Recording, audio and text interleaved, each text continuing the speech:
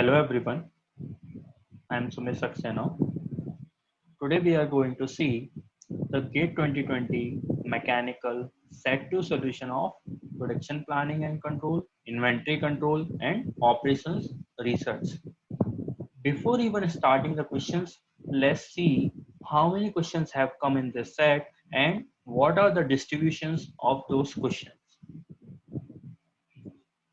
So there was one question of 1 mark and two questions of 2 marks. So total 5 questions, around 5% of the total paper. Question number 1. Consider the following network of activities with each activity named A to L illustrated in the notes of the network. So one network is given here and the question is asking the number of hours required for each activity is shown alongside the notes. The slack on the activity L is in hours. So what is this asking? It is asking the slack on activity L in hours, and for each and every activities the duration is given. So what is this diagram? So first of all, it is a network diagram of type activity on node. This is of type activity on node. Now, so this particular type of network diagram do not require any dummy activity. And as you are seeing, only one time duration is given. So this is a question of critical path methods, CPM methods. Now, what is this critical path method? Critical path method. It is a maximum time consuming path from the first event to the last event in the network diagram. So we are starting in this network diagram from start and we are ending at finish. And if you see, we have one path as A, B, C, F, I, J, K, and finish. Another path is A, B, C, then E, then H, then L, and then finish. And the third available path is starting from start A, B, C, then come to D, then G, H, L, and finish. So the path which is taking the maximum time would be our critical path, and the time taken along the critical path is termed as expected project completion time, and the activities along the critical path are termed as critical activities. So now in the question it is asking the slack on activity L. So we should know what is slack.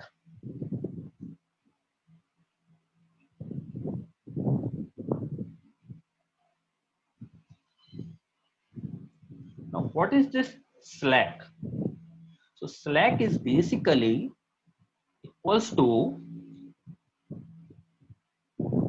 latest start time minus earliest start time, or latest finish time minus earliest finish time. Now what is this latest start time, earliest start time, and latest finish time and earliest finish time? So how to calculate these four terms and what are those terms? So if you have a network diagram, the network diagram can be traversed either from forward type or the backward type. Now what is this forward pass computation? So by traveling the network diagram in the forward direction, we can get the earliest start time and earliest finish time for each and every activity. So forward pass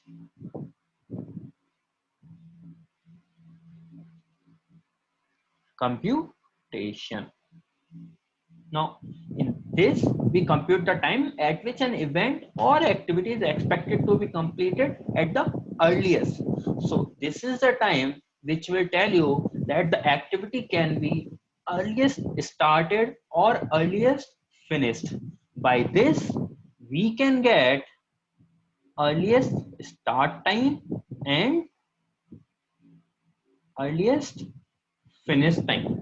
Now, what is the other method by which we can traverse the network diagram?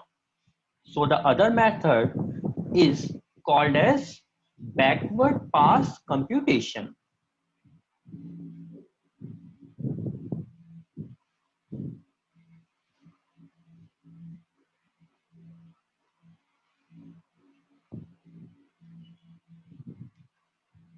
Now, by using or by traveling the network diagram in the backward direction, we can get latest start time and latest finish time. In this, we compute the time in which an event or an activity must be completed at the latest. So if you are traveling the network diagram in the backward direction, you will get the latest start time and latest finish time of an activity, which will tell you that at what latest time this activity could be started or could be finished. So after getting these four terms, we can calculate the slack time for each and every activity in the network diagram. So first, let's see what is our network diagram given in the question. So in the question, let's see the question once again. In the question, it is starting from start and ending at finish. So here we will assume that start is an activity and finish is also an activity with zero duration. If you see, for example, activity is A is taking 2 hours, B is taking 4 hours. So we are assuming here that start is an activity which is actually taking 0 hours. So nothing is consumed in start or nothing is consumed in finish. This is just for the sake of solving the question. So let's make the network diagram and try to get earliest start time, earliest finish time, latest start time, and latest finish time for each and every activity given. Before starting that, let's say if we are denoting any activity like this, so I'm going to write T as the duration of that activity, and on the top left corner I will write earliest start time, and on the top right corner I will write earliest finish time, and the bottom left corner I will write latest start time, and on the bottom right corner I will write latest finish time. So an activity with a duration of T which have earliest start time, earliest finish time, latest start time, and latest finish time. So let's try to draw the network diagram.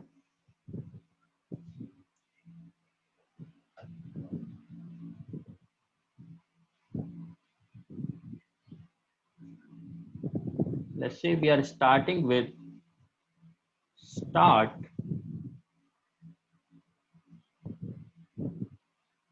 It has a duration of 0. Then we come to activity A, which has a duration of 2. Next, the activity is activity B, which has a duration of 4. Next, the activity is activity C, which has a duration of 10. Next, the activity is activity E, which has a duration of 4. Next, there is an activity after activity C. That activity is activity F, which has a duration of 7. Now, after activity F, we have activity I, which has the duration of 8. Next, the activity is activity J, which is having a duration of 5 hours. Then, next, the activity is activity K, and K is taking 6 hours. Then, after that, it is reaching to finish, which is, as we already assumed, is taking 0 hours. Now come to C again. After C, there is one more activity called activity D, which is taking a duration of 6 hours. After activity D, we have activity G, which is taking a duration of 7 hours. After activity G, we have another activity called as activity H, which has a duration of 9, and this activity H is directly connected from activity E, and after H there is one more activity called activity L, which has a duration of 2, and after L we are reaching directly to finish, which has a duration of 0. So we have A, B, C, D, E, F, G, H, I, J, K, L, all activities with their durations, as well as we have start and finish with their duration as 0. Now let's try to travel this particular network diagram in the forward direction and get the value of all the earliest start time for each and every activity. That would be top left corner. Top left corner would tell us the earliest start time for each and every activity. So let's start with activity start. We are starting at 0, and earliest start time for start is 0. And now come to activity A. Since start is starting at 0 and it is consuming 0 hours, so A can also be started at the earliest of 0. Now come to activity B. B is for starting of B at the earliest. A has to be finished at the earliest.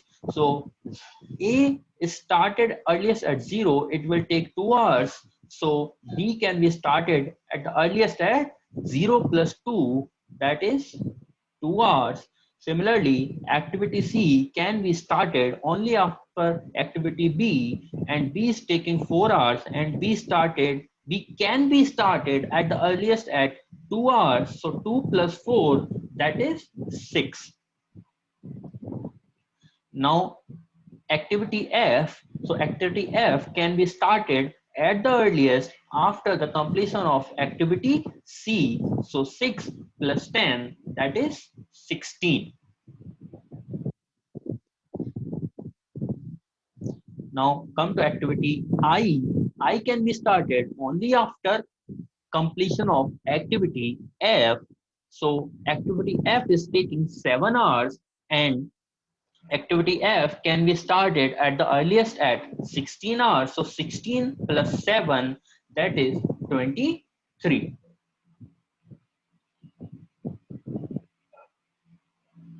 Now come to activity J. Activity J can be started after activity I. I started at 23. It would take 8 hours. So J activity can be started at the earliest at 31 hours. Now comes to activity K. K will start after J. J is taking 5 hours. It started at 31. So 31 plus 5 is 36. Now come to the finish. Since finish can be done only after activity K. K started at 36. It is taking 6 hours. So finish starting at 42. Now all these are the earliest start time of the respected activities. Now top path is done. Now see here, activity E can be started after only activity C. C can be started earliest at 6. It will take 10 hours. So 6 plus 10, 16 hours. Now come to activity H. But before coming to activity H, let's try to get the earliest start time for activity D and activity G, because H cannot only happen only after E, but H can happen only when both E and G are completed. So let's try to solve first for activity D. So D can be started only after C. C started at 6. It will take 10 hours. So 6 plus 10, 16 hours. Now G will start after D. So 16 plus 6 would be 22.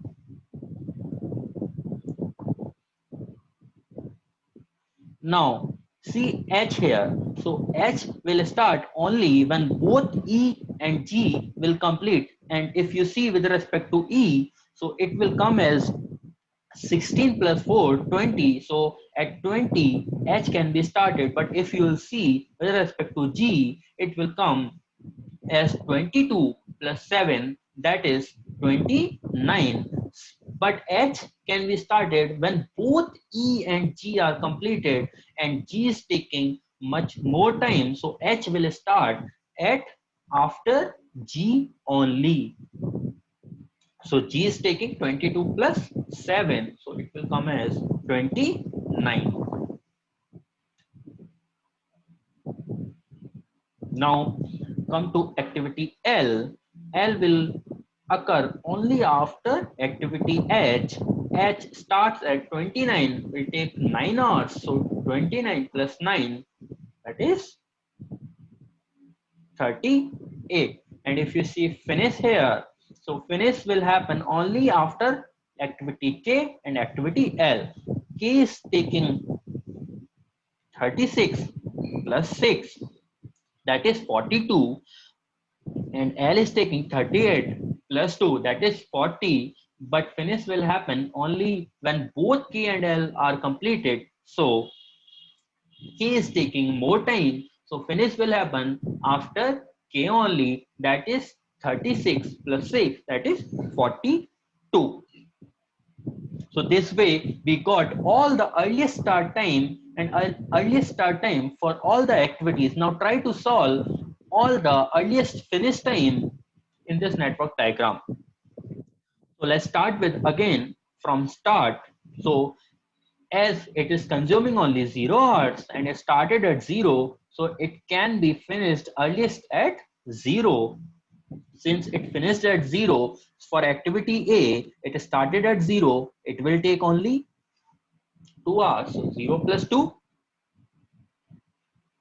2. Now for activity B,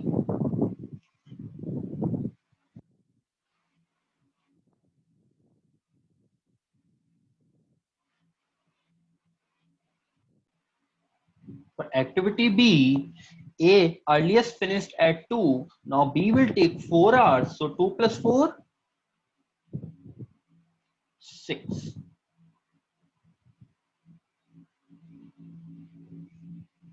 Now come to activity C. B finished at earliest finished at 6. So 6 plus 10, 16. Now comes to activity F. C finished at 16. F will take 7 hours. So 16 plus 7, 23. Now activity I will start only after F completion. So F finished at 23. Now I will finish at 23 plus 8. That is 31. Now come to activity J. For activity J, duration would be 31 plus 5. That is 36. Now for K, the earliest finish time would be 36 plus 6. That would be 42. And for finish, since it is consuming only 0 hours, that would be 42 only. Now come here and see. C earliest finished at 16. Now D will be earliest finished at 16 plus 6. That would be 22. Now for activity G, the earliest finish time would be 22 plus 7, 29. Now if you come to activity H, so before even starting for H, let's see for activity E, because H is dependent on G and E. For activity E, the earliest finish time would be 16 plus 4, that would be 20. Now for activity H, the earliest finish time would be the maximum of 20 plus 9, that is 29, and 29 plus 9, that is 38. So 29 and 38. So maximum is 38. So activity H can be earliest finished at 38 hours. Now activity L, the earliest finish time would be 38 plus 2, that would be 40.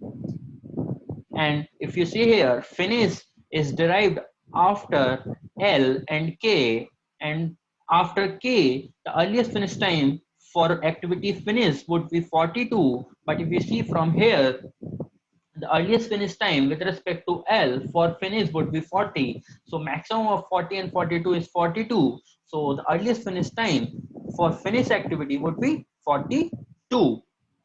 Now, this way, we travel the network diagram in the forward direction to get the earliest start time and earliest finish time of each and every activity. Now, travel this network diagram backward and get the latest start time and latest finish time for all activities.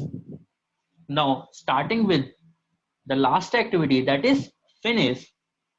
And since we do not given any particular the end time or the total project completion time, so we will assume that the earliest finish time or the latest finish time for the last activity is same. So for finish, the latest finish time would be 42.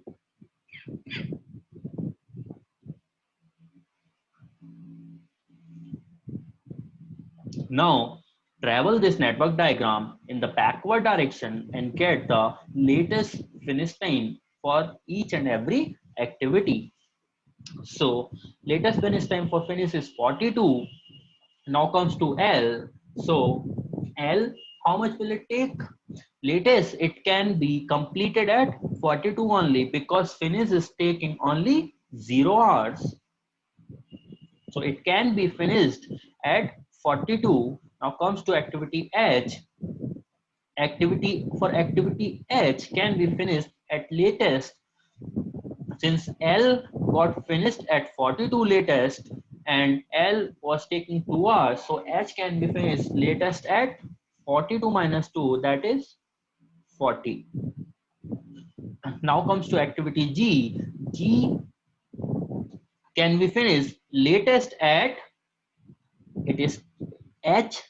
H is taking latest at 40 hours and H duration is 9 hours. So latest finish time for G would be 40 minus 9, that is 31 hours. So what is this 31 saying actually? So 31 is saying that without hampering the project completion time overall, G can be finished or G can be completed latest by 31 hours without delaying any of the project completion time.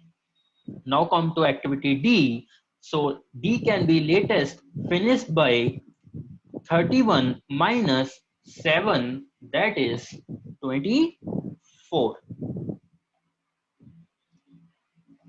Now before even going to activity C, let's see for activity K, since finish is taking 0 time, it got latest completed by 42.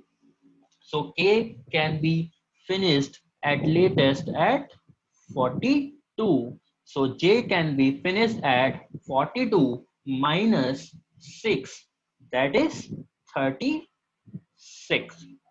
Similarly, I can be latest finished by 36 minus 5, that is 31. Similarly, F can be have latest finish time as 31 minus 8, that is 23. Now you see activity E. For activity E, H got finished latest by 40 and 40 and it took 9 hours to get completed. So 40 minus 9, that would be 31. Now activity C is the precedence, or activity C can happen only after activity B, but after happening of activity C, three activities are eligible to happen or occur, that are activity F, activity E and activity D. So if you are traveling backward, you have to consider activity F, activity E and activity D for getting the latest start time or latest finish time of activity C. So let's see, with respect to activity F, the latest finish time would be 23 minus 7, that is 23 minus 7 would be 16. But if you see with respect to activity E, this would be 31 minus 4, that is 27. And if you see with respect to activity D, this would be 24 minus 6, that would be 18. So minimum of all these three would be the latest finish time for activity C, that is 16. Now come to activity B. So activity B, latest finish time would be 16 minus 10 would be 6, and activity A would be 6 minus 4, that would be 2, and for start it would be 2 minus 2 would be 0. Now similarly, we can calculate the latest start time for each and every activity, starting from finish and assuming that the latest start time is equals to the earliest start time for the last activity, that is finish. This would be 42. And similarly, the latest start time for activity L would be 42 minus 2 would be 40. And similarly, for H, it would be 31. For G, it would be 24. For D, it would be 20. And for, if you come here and see, for activity K, it would be 36. Similarly, for activity J, would be 31. For activity I, it would be 23. And activity F, it would be 16. And for activity C, it would be 6. And activity B, it would be 2. And for activity A, it would be 0. And similarly, for activity start, it would be 0. So now, just one activity remaining, that is activity E. And for this, the latest start time would be 27, as we saw by the earlier method. So now, if you see, we have all earliest start time, earliest finish time, latest start time, and latest finish time. Now, see what the question was asking. Question was asking the slack on activity L. Now, what is slack? Slack we saw is the latest start time minus earliest start time, or latest finish time minus earliest finish time. So, if you see here, slack would be equals to latest start time minus earliest start time, or it equals to latest finish time minus earliest finish time, which would be equals to either 42 minus 40, or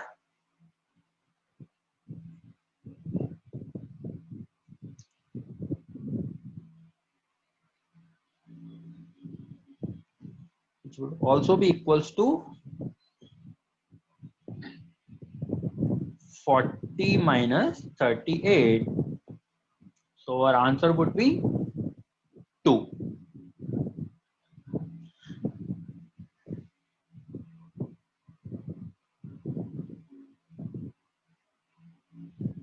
So since this question was numerical type, so the answer would be 2 hours.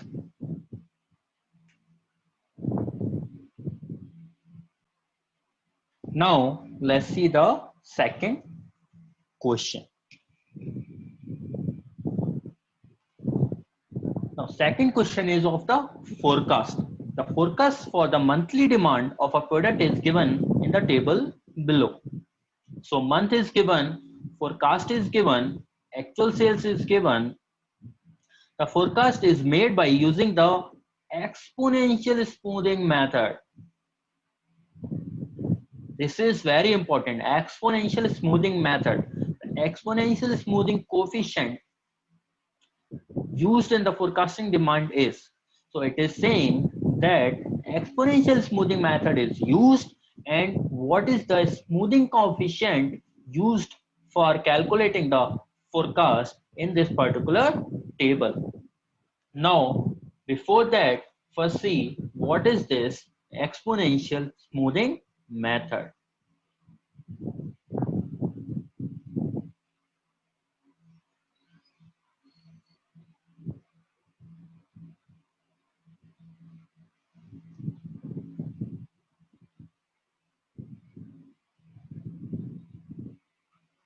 So this method requires only the current demand and the forecasted value for the current period to give next forecast.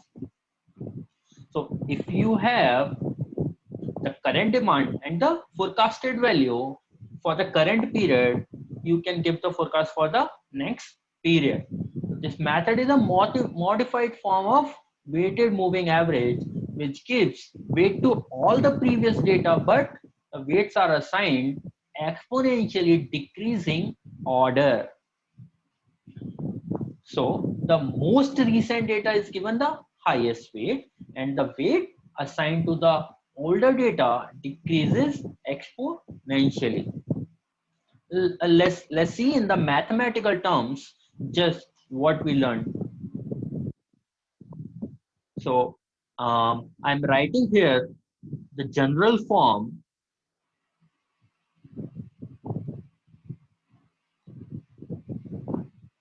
for the exponential forecasting method, exponential smoothing forecasting method. So let's say if I'm denoting FT as forecast for period T and dt as actual demand or sales, whatever you can say, actual demands or sales, whatever it is given in the question, for period T. So the general form for the forecast would be Ft equals to alpha into t minus 1, that is forecast for period T would be equals to alpha into demand or sales for period T minus 1 plus alpha into 1 minus alpha into demand of T minus 2 plus alpha into 1 minus alpha square, that is in first term we multiply 1 minus alpha, we got alpha into 1 minus alpha, then again multiply 1 minus alpha, that is we got alpha into 1 minus alpha whole square, demand of T minus 3 plus so on up to infinity. Now what is this alpha? This alpha is what the question is talking about, that is called smoothing coefficient. Now if you see very carefully, this Ft can also be written as alpha into dt minus 1 plus, if you take from the rest of the terms, if you take 1 minus alpha as common, you will have alpha into dt minus 2 plus alpha into 1 minus alpha into dt minus 3 plus so on up to infinity. So now if you see,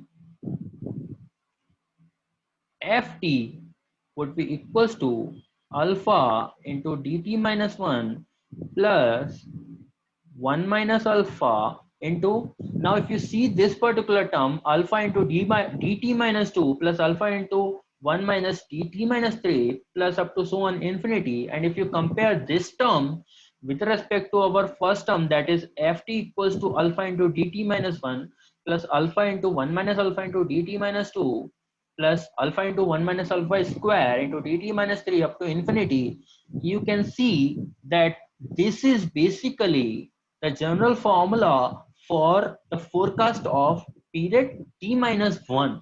So if instead of Ft, if you will put Ft minus 1, this would be equals to alpha into dt minus 2. So if you try to put instead of t, if you try to calculate the forecast value for t minus 1, Ft minus 1, if you're putting here, Ft minus 1 would be equals to alpha dt minus 2 plus alpha into 1 minus alpha into dt minus 3 plus alpha into 1 minus alpha whole square dt minus 4 plus so on up to infinity.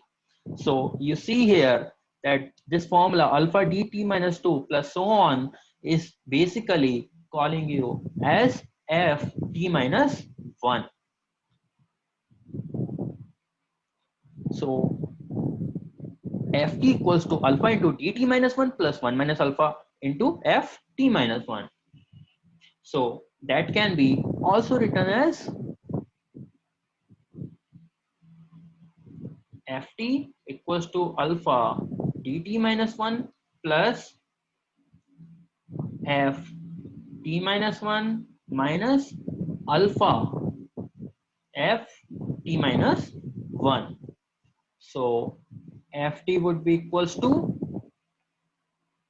ft minus 1 plus alpha times dt minus 1 minus ft minus 1. We took the alpha common from this term and this term. We got this. And if you see the term dt minus 1 minus ft minus 1 is basically called as error for period t minus 1. So error is basically equals to error for any period I, which we can also denote by delta. So delta for any period I would be equals to the actual demand or actual sales for that period minus the forecast for that period.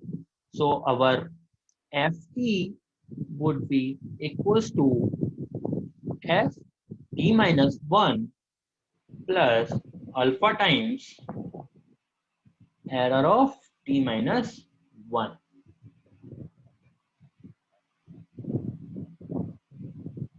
Correct? So this is the formula we are going to use. Now, let's say the question, it was given for month 1, month 2 and month 3, and we know that the formula we have, that is f of t would be equals to f of t minus 1 plus alpha times actual value of demand or sales, let's say sales in this particular question of period t minus forecast sales period of t minus 1 minus forecast of period t minus 1. So let's say forecast for period 2 would be equals to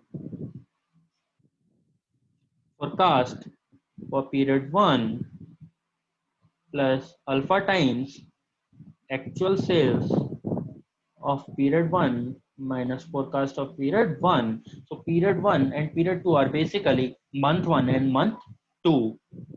So if you see forecast for period 2 or month 2 was 31.8, which is equals to forecast for month 1, that is 32 plus alpha times sales, that is the actual sales for month 1 was 30 minus the forecast for month 1 was 32. So by this you can get 31.8 minus 32 would be minus 0.2, which is equals to alpha times 30 minus 32, that is minus 2 alpha. So alpha would come as 0.1 and 0.1 is our option number A, that is 0.10.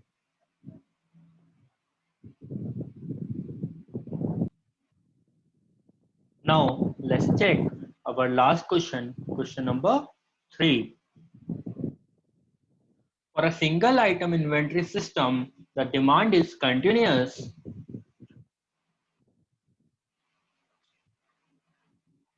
which is 10,000 per year.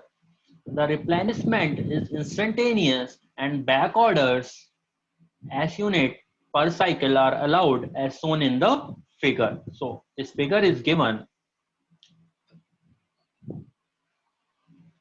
Q is the, as soon as the quantity Q units ordered, so order quantity is Q, which is getting ordered at a time from the supplier is received. The back ordered quantity is issued to the customers.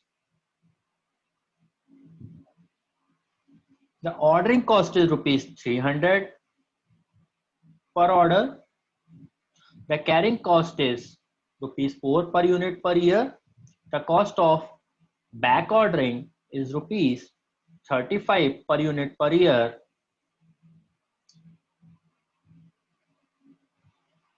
Based on the total cost minimization criteria, the maximum inventory reached in the system is. So this question is from the inventory model and particularly from shortage or stock out or back order model. So let's see what is this shortage or stock out or back order model. So under inventory, we have many models. This particular question is coming from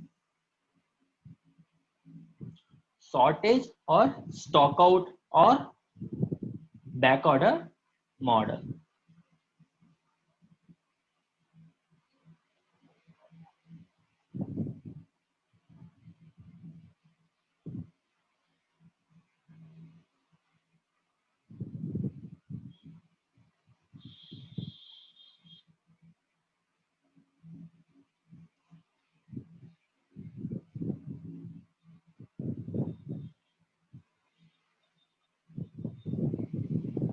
Now, this model is basically similar to our normal economic order quantity EOQ model. The only difference is that it also allowed shortages. Now, what is the shortages? What is the shortages, or you can say stock out or back order? So this planned shortages or the back order is a condition when the customer places an order and finds that inventory is out of stock. Then the customer waits for next shipment to get this order fulfilled. As it was mentioned in the question as well, that as soon as the supplier is received with the order quantity Q, the back order quantity is issued to the customers. Now, before starting to solve this particular model, we are going to define the notations for this particular model. So I'm starting with small d, that is demand or consumption rate.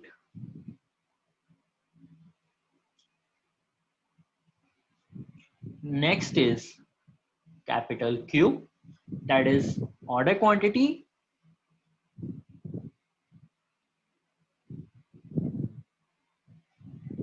Next is capital N, that is the number of ordered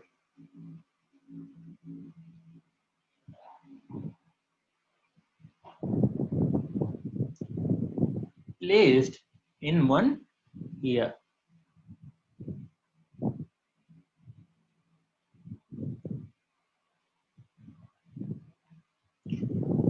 And capital T, that is time length of one inventory cycle.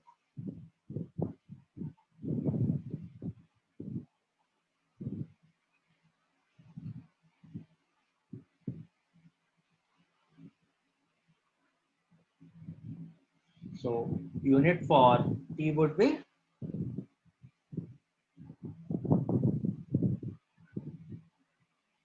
years per order. Now, if you see carefully that T would basically be equals to 1 by N.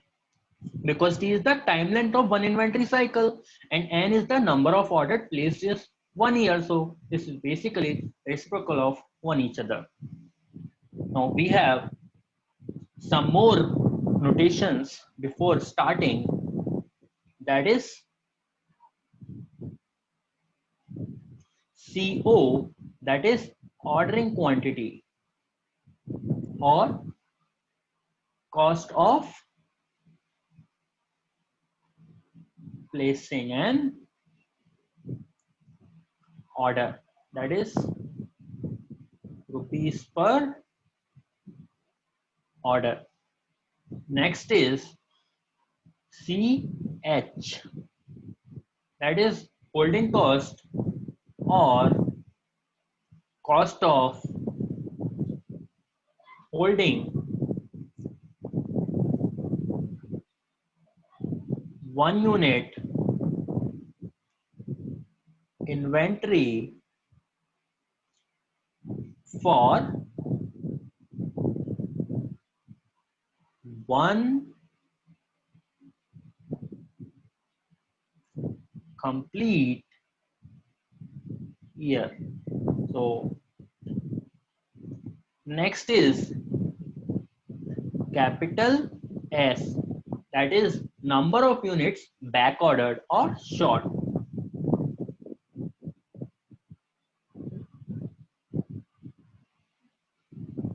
So number of units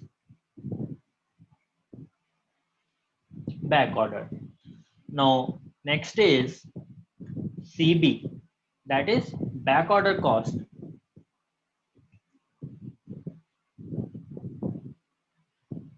Back order cost or shortage cost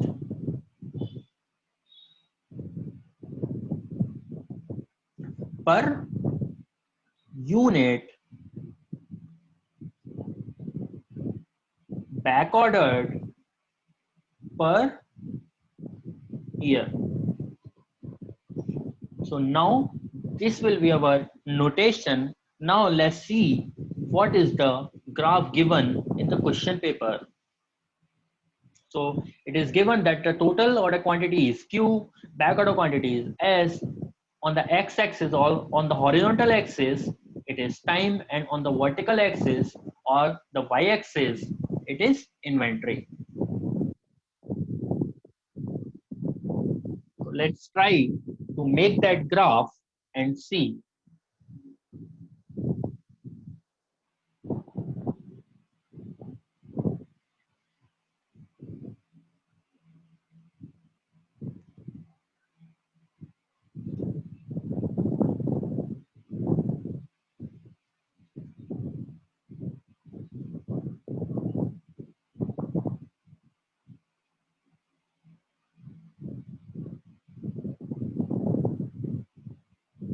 Something like this is given in the question itself.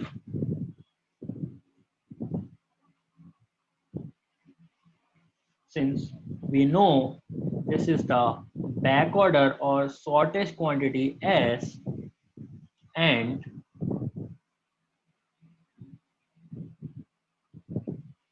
this is the Q minus S, that is the order quantity minus the shortest quantity. So the total would be from here, it would be Q up to here, right? So this point would be Q minus S, and we have the demand rate as small d. Now let's say this time period is T1 when we were not out of stock, and after out of stock the time period was T2, and total time was capital T. So capital T would be T1 plus T2, and our x-axis or the horizontal axis is time, and our vertical axis is inventory level in units. So if you see, we have Q minus S here, and with the demand rate of D, it is decreasing. It is ending at this point. Now there is a back order of quantity S. Now, as soon as we receive the quantity Q, we give the back order fulfilled, and we reach again at this point and start consuming with a rate of small d again. Now, if you see carefully, at a particular time, we have the maximum inventory level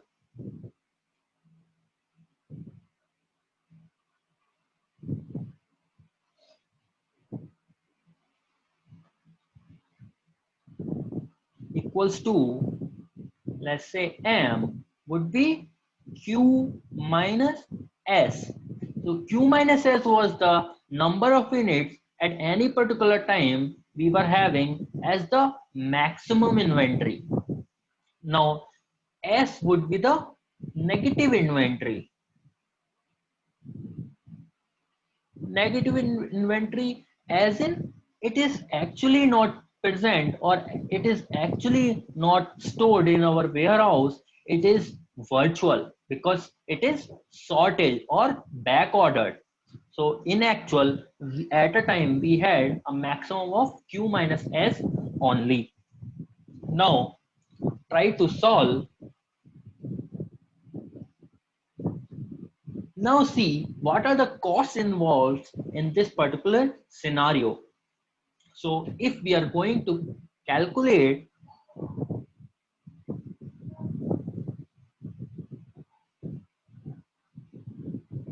the total inventory cost, or TIC, it would be having three components. One is ordering cost, plus another one is holding cost. Let's say ordering cost as OC and holding cost as HC, plus shortage cost,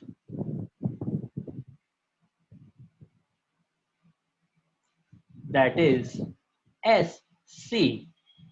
So it will have three components. Now try to see what are these components made of. Now first of all, ordering cost.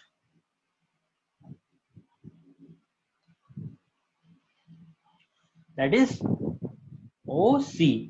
So we have an yearly demand of capital D units, and we are ordering at each time Q units. So total order cost would be D by Q multiplied by ordering cost CO. So total demand of D units in 1 year, and at a time we are ordering Q units. So we will order D by Q times, and for each time the ordering cost is CO. So D by Q times the ordering cost would be D by Q into CO. That is the total annual ordering cost.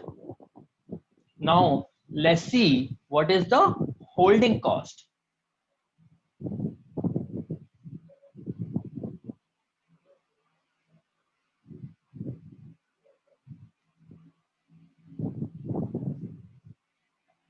Now holding cost for any period, for period T, would be equals to, if you see in the graph itself, for any cycle, for this whole cycle, for for this whole cycle, we were having inventory for this time only, in which the maximum inventory was Q minus S, and the actual inventory at any point of time the minimum value was 0. So if you see, then and in that particular duration, the average inventory would be Q minus S plus 0 divided by 2, which would be equals to Q minus S by 2. So this would be the average inventory present at any point of time during this period capital T. So the holding cost for period T would be equals to average inventory at all the time during that period multiplied by the holding cost and multiplied by the period or the time. But if you see carefully, for the whole period T, we were having the inventory for only time T1. So this would be equals to T1. So Q minus S by 2 into CS into T1. And again, if you'll see the chart which we drawn earlier, you will realize that Q minus S of the inventory with the rate of consumption T will be consumed within a time period of T1. So Q minus S would be equals to demand rate D multiplied by time period T1. And similarly, if we have the whole inventory Q, then it can be consumed within a time period of capital T. So here Q minus S would be equals to D into T1, and quantity Q can be consumed within time period capital T with a consumption rate of D. So by this you can calculate small t1 by capital T by dividing this equation by this equation. You can get Q minus S by Q.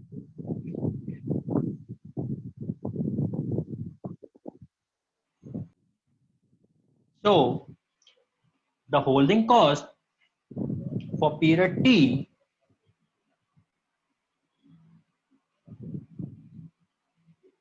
would be equals to Q minus S by 2 would remain as it is, CH would remain as it is, and put the value of T1 which we got earlier, and we'll have Q minus S by Q into capital T. So this would be equals to Q minus S whole square divided by 2Q into CH into capital T. Now this is the holding cost for period T only, but we are calculating the annual total inventory cost. So for that we have to calculate the annual holding cost. So if you want to calculate the holding cost annually, so annual holding cost would be equals to Q minus S whole square divided by 2Q into CH into T multiplied by, this is for period T, and there are n number of periods, there are capital N number of periods in 1 year. So multiplied by capital N, then this will be the total annual holding cost. Now we already know that T and N multiplied would be equals to 1. So we will have the holding cost annual part as Q minus S whole square divided by 2 into Q multiplied by CH. So this is the annual holding cost. Now the third component of the total inventory cost, that is shortage cost.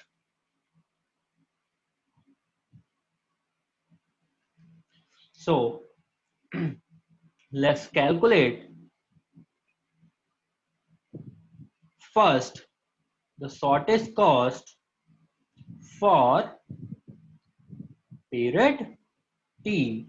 So if you see in the graph, for a period of capital T, we were sort by unit S for a time period of T2 only. We were not sort all the time. We were sort for period T2 only. So the sortage cost for period capital T would be equals to S by 2. How this S by 2 come is? If you see here, we have, here we were having zero sortage, here we were having S sortage, and this is a period of T2. So the average sortage was, so the average value was 0 plus S by 2, which would be equals to S by 2. So average sortage unit during that period T2 would be S by 2 multiplied by the sortage or the back order cost multiplied by for period T2. Here if you see, capital T won't come because in a period of capital T we were sort or we were back ordered only for period T2. We were having the inventory for T minus T2 period. We were sortage for only period T2. And we already can see from the graph that if we are consuming inventory S with the consumption rate of T, it will be consumed within a period of T2. And if we are consuming inventory Q with a consumption rate of D, it will be get consumed by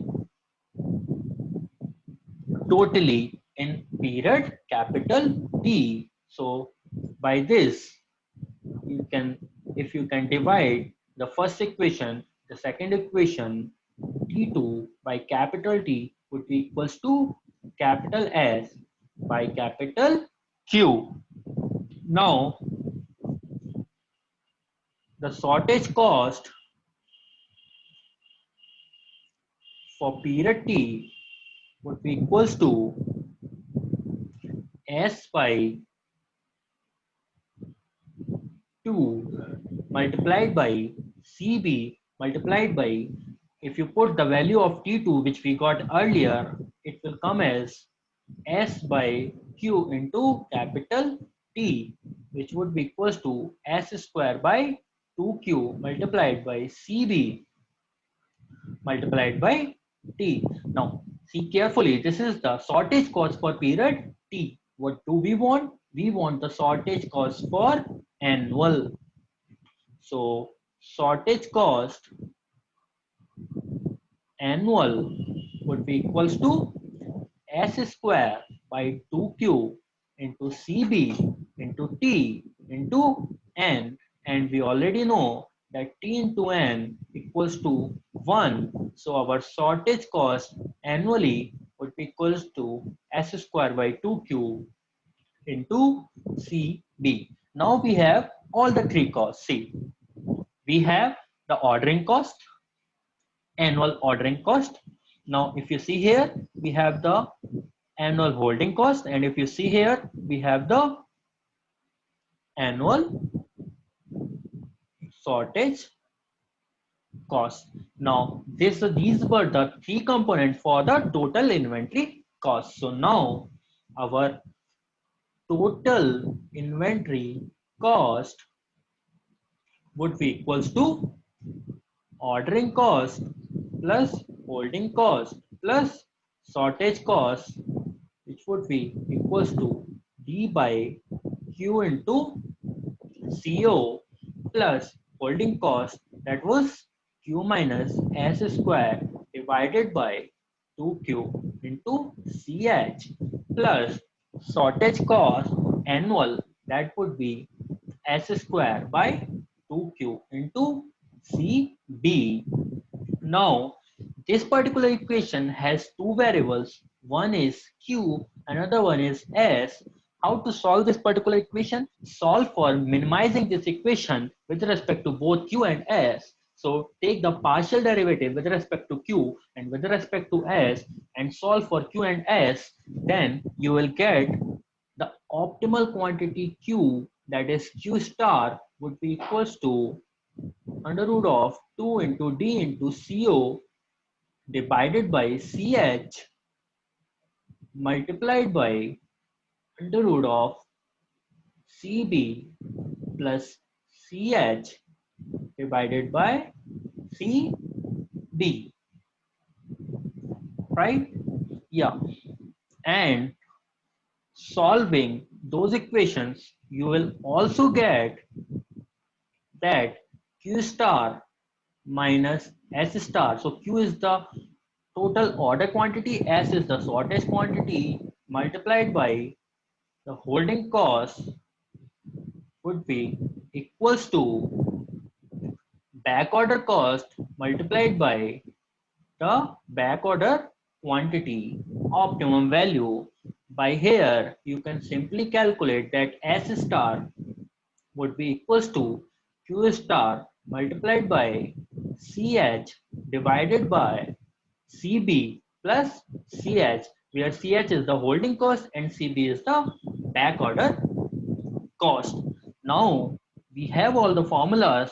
Now if we just go once again to the question and see, the question is not asking the optimal order quantity or the optimal back order quantity. Question was asking the maximum inventory level reached in the system.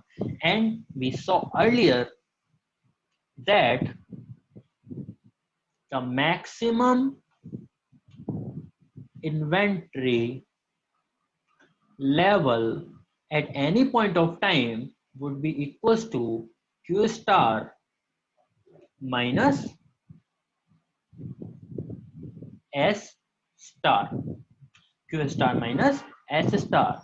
So Q star minus S star. S star has the value of Q star divided by multiplied by CH divided by CB plus CH. So this would be equals to Q star multiplied by CB divided by CB plus CH. So now we have to calculate the Q star. CB is given, CB is given, CH is given, holding cost is given, back order cost is given. Q star we have to calculate, and we know the formula of Q star now. Q star is equals to 2D CO by CH in the under root multiplied by under root CB plus CH by CB. We can have our answer. Now go back to the question and see the values.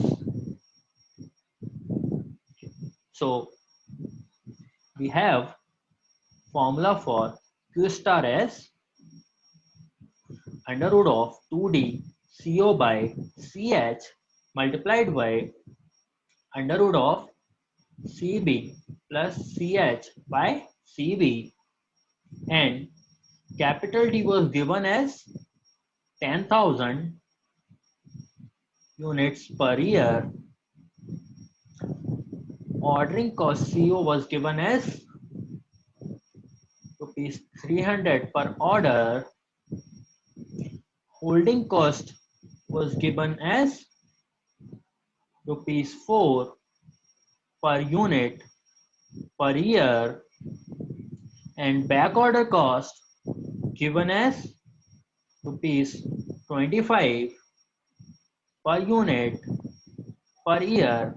And if you put all the values in the formula of Q star and calculate the Q star, it will come as 1319.09.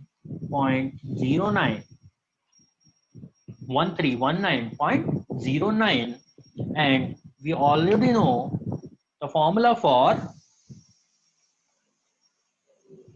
the maximum inventory level, which is equals to Q star, which we earlier got, multiplied by CB plus CH. So this would come as if you put the value of Q star and CB and CH, you will get maximum inventory level equals to 1137.15. So by rounding off, you can put value as 11 and 37. So this would be our answer, as it was a numerical type of question. Thank you.